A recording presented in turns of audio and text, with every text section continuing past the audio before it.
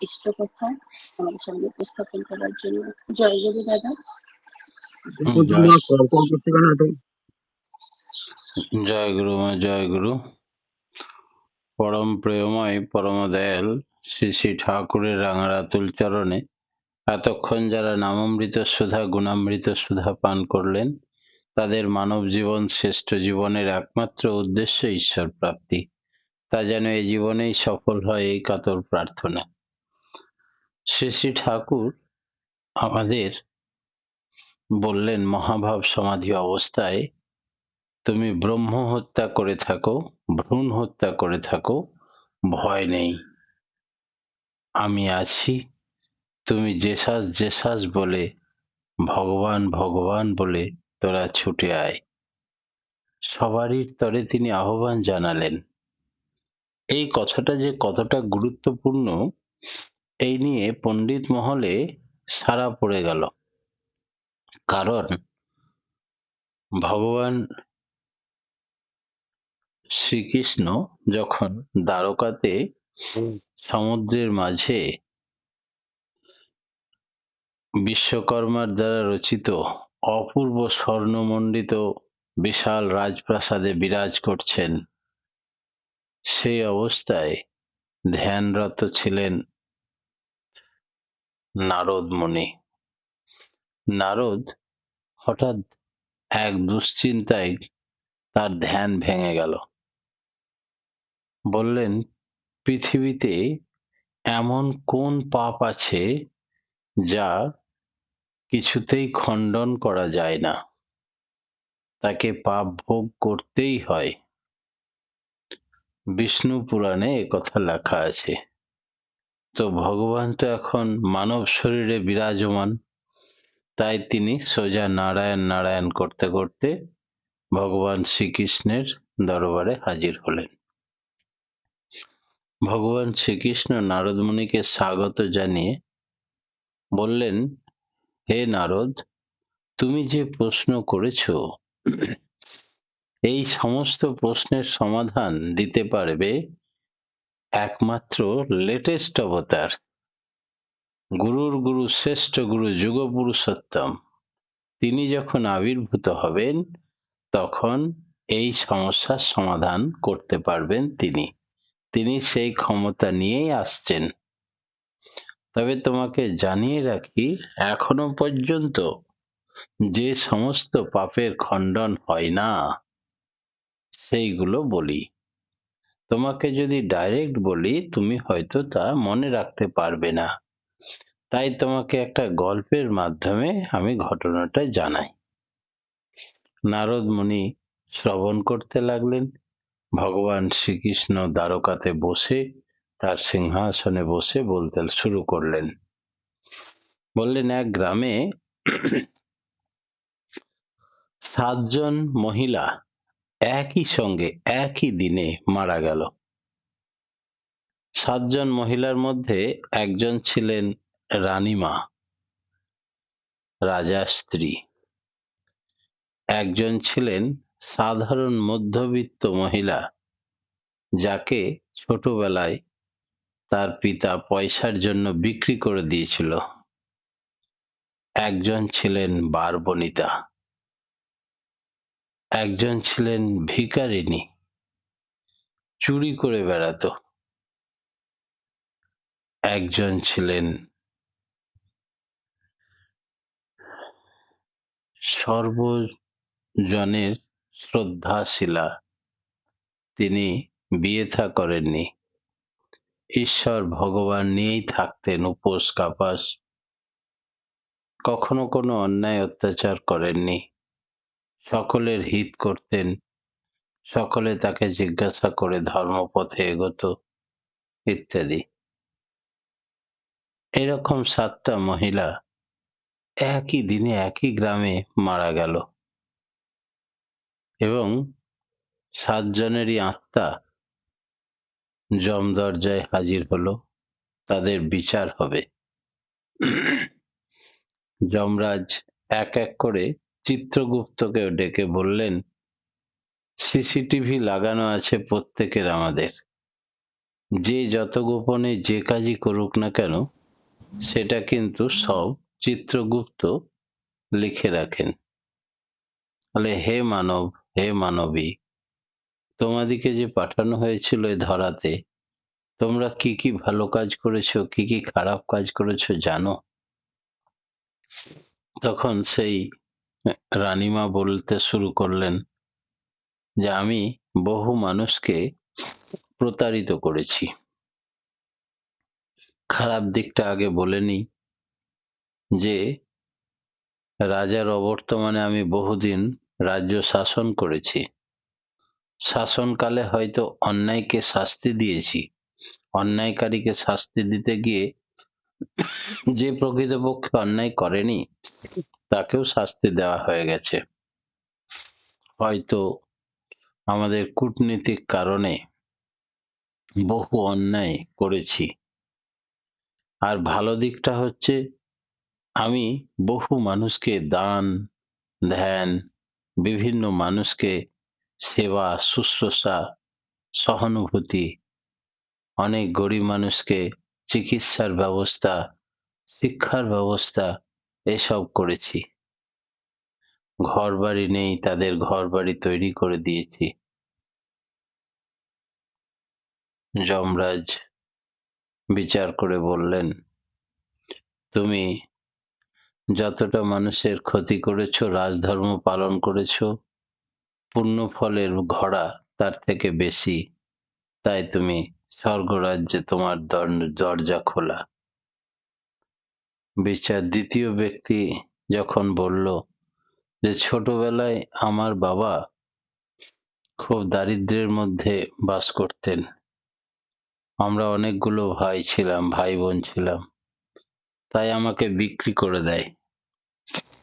আমি লোকের বাড়িতে গোলামি করি, লোকের কথা মতো লোকের মনোরঞ্জন করার জন্য যা যা করার করেছি। এসব থাকা সত্ত্বেও আমি যে ধন সম্পদ আহরণ করেছিলাম সারা জীবনে, তা দিয়ে শেষ বয়সকালে দরিদ্র শিশুদের অনাথ আশ্রমে আমি জামা প্যান্ট দান করতাম, খাওয়া দাওয়ার ব্যবস্থা করতাম, আমি সেবা দিতাম আমার সাধ্য মতো। এইসব ভালো পূর্ণ কর্ম করেছি। তাকে বলল, তোমার নিজের কোনো দোষ ছিল না, সে কারণে তোমার বাবা মা তোমাকে বিক্রি করে দিয়েছিল। এক্ষেত্রে তোমারও স্বর্গের দরজা খোলা। তৃতীয় ব্যক্তি যখন মহিলা বলল, আমি বিধবা হওয়ার পরেও অন্য পুরুষের সঙ্গে থাকতাম,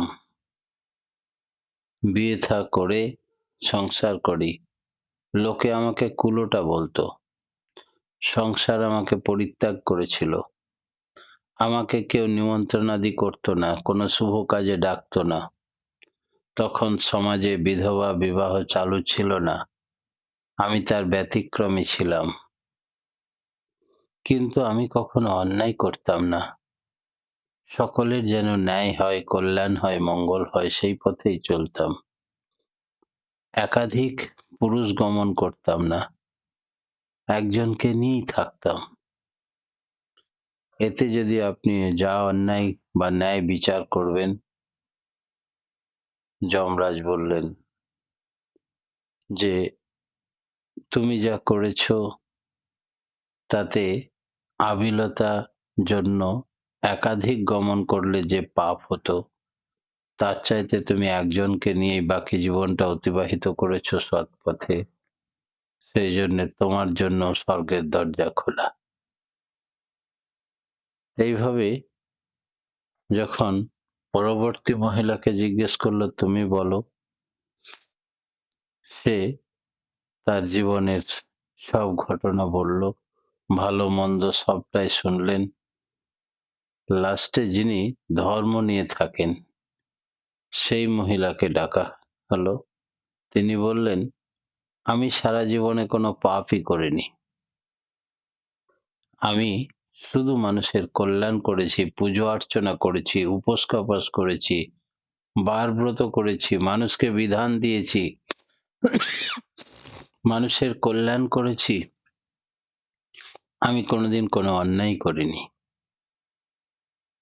তখন বললেন, চিত্রগুপ্ত তুমি খাতাটা খোলো তো।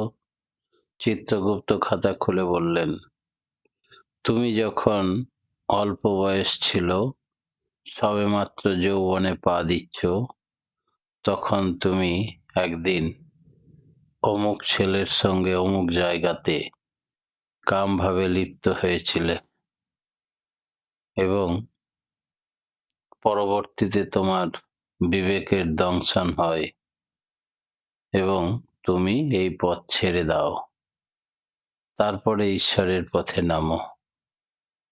কিন্তু এই যে কাম প্রবৃত্তির ফলে তুমি লিপ্ত হয়েছিলে অতি গোপনে, যার পাপ তোমাকে ফল ভোগ করতে হবে।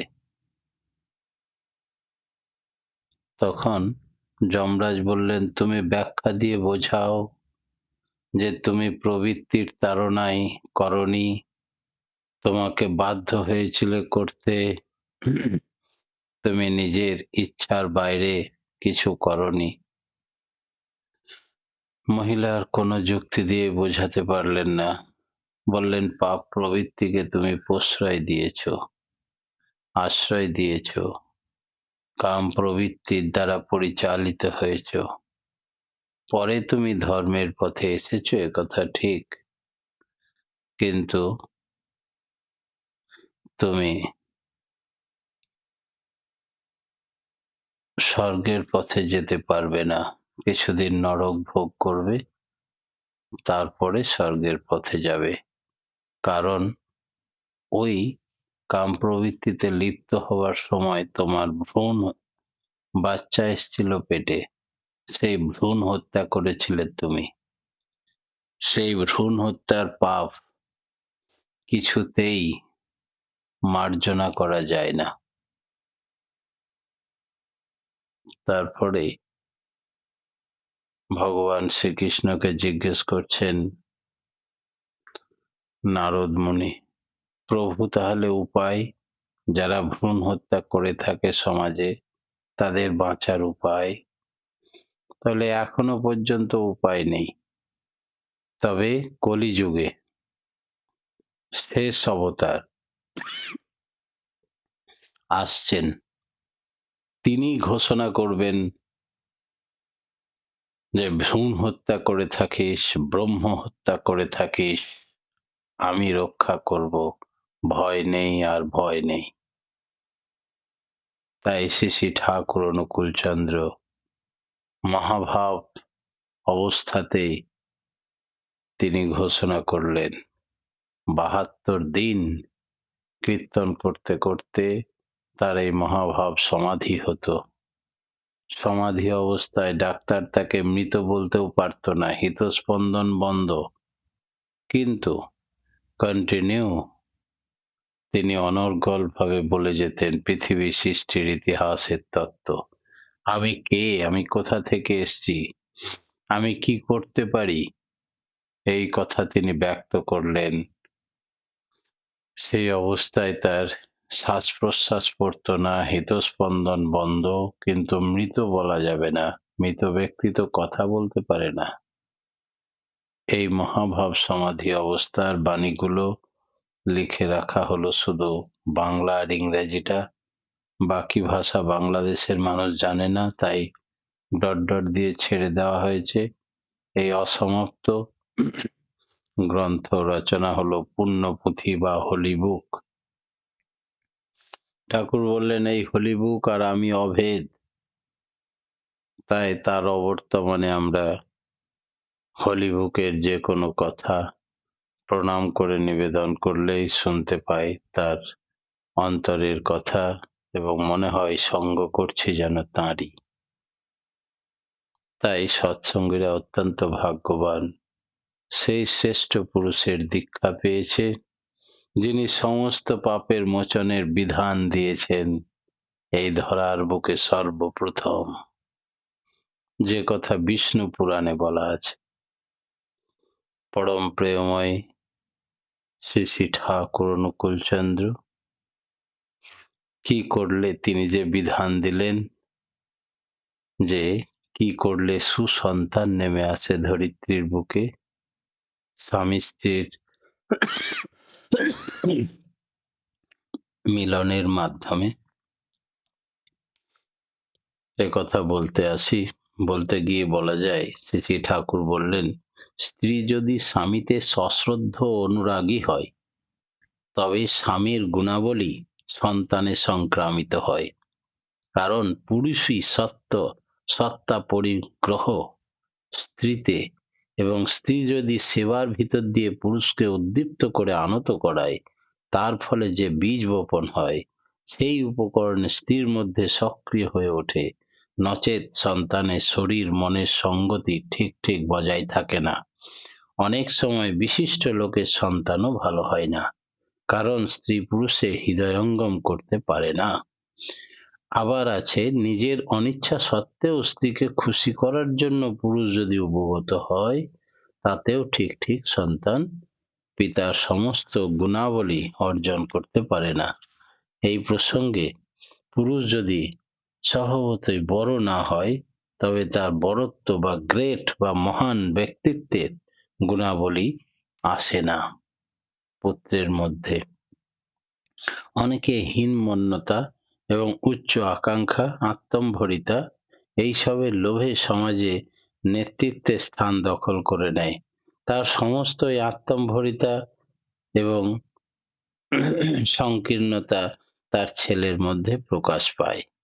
কেউ যদি বিশ্বাসঘাতক হয়, মিথ্যাচারী হয়, সেগুলো এসেছে তার ওই মা বাবার থেকে জন্মসূত্রে। এই প্রসঙ্গে বলা যায়, স্ত্রী তার স্বামীর যে গুণাবলী পরিবেশনী সেগুলি খোলে ভালো সন্তানে, কিন্তু যে গুণাবলীর বিমুখ সেগুলি সন্তানে কতটা অসংলগ্ন এবং অসম্বন্ধ রকমে সঞ্চারিত হয়।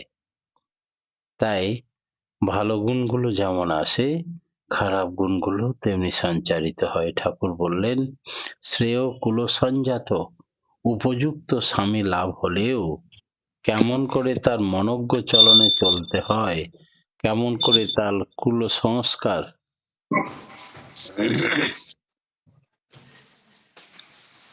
কি হলো, রামকৃষ্ণ খুলে দিল কেন? যেসব মাথায় ধরিয়ে দেওয়া হয় মেয়েদের বিয়ে মানে জন্মান্তর, স্বামীকে নিয়ে তার সংসারকে নিয়ে সে নতুন মানুষ হয়ে উঠবে, নিজেকে কতখানি স্বামীতে উৎসর্গ করতে পারবে ইষ্টানুগ্রমে, ততখানি তার সুসন্তান লাভের সম্ভাবনা থাকবে। এই উৎসর্গ মানে একটা ভাবালু রকম নয়, তার প্রতিটি চিন্তা, চলন, বাক্য, কর্ম পূজারিত হয়ে ফুটে উঠবে।